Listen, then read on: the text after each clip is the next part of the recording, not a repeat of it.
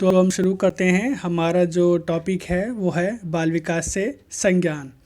तो संज्ञान की परिभाषा है, मनुष्य जिस पर्यावरण में रहता है उसमें विद्यमान वस्तुओं, व्यक्तियों अथवा घटनाओं के प्रति जो अवधारणा का बोध करता है उसे ही संज्ञान कहते हैं। स्टॉट के अनुसार सृजनात्मक संरचना बाहरी वातावरण में विचार पूर्वक, प्रभावपूर्ण ढंग से और सुविधा के साथ कार्य करने की क्षमता है।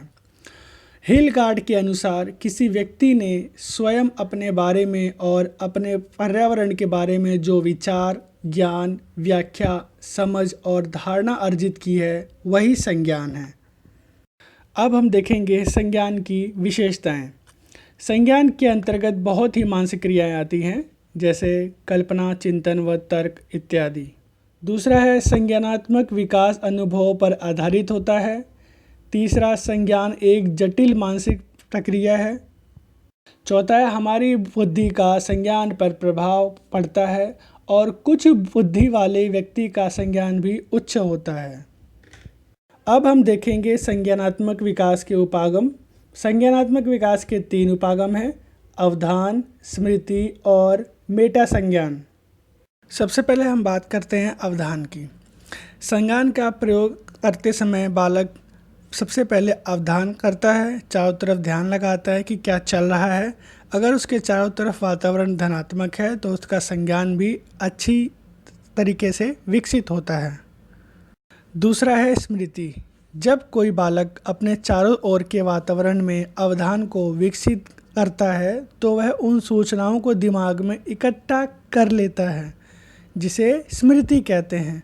अनेक सूचनाओं का संग्रहण ही स्मृति है। तीसरा है मेटा संज्ञान। मेटा स्मृति और मेटावोल को मिलाकर मेटा संज्ञान बनता है।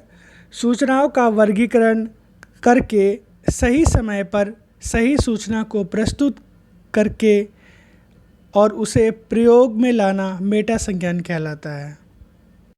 अगला है मन का मानचित्रण। मन का मानचित्रण एक सामान्य विधि है जिसके द्वारा हम सूचनाओं का अपने संज्ञान में चित्र बनाते हैं। जब हम मानचित्र में अपने मन को क्रियाशील रखते हैं और खोजबीन करते रहते हैं, इसलिए इसे मन की क्रियाशीलता का अनुसंधान भी कह सकते हैं। अब हम बात करेंगे संवेग की, जिसे हम इमोशन कहते हैं। और इमोशन शब्द लैटिन भाषा के इमोवर से निकला है और जिसका अर्थ है हिलना या उत्तेजित करना। जब हमारी भावनाएं और उत्तेजित हो जाती हैं तो संवेग बनती हैं। वैलेंटाइन के अनुसार जब भावनाएं तीव्र हो जाती हैं तो संवेग की उत्पत्ति होती है। अब हम बात करेंगे संवेग की विशेषताओं की। संवेगों से शारीरिक परिवर्तन होते हैं। संवेग अंतर्मुखी होते हैं। कुछ संवेग विस्थापित हो जाते हैं। संवेगों का क्षेत्र विस्तृत होता है। संवेग जीवन संबंधी प्रेरणा और प्रवृत्तियों के साथ जुड़े हुए होते हैं। संवेग क्रियात्मक प्रेरणाओं के साथ जुड़े होते हैं। संवेग एक आत्मनिष्ठा की भावना है। अब हम बात करेंगे संवेगों के प्रकार की। हमारे सामान्य जीवन में 6 संवेग प्रचुर मात्रा में उपयोग किए जाते हैं या प्रयोग किए जाते हैं।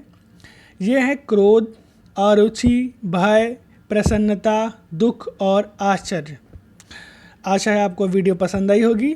वीडियो को देखने के लिए धन्यवाद।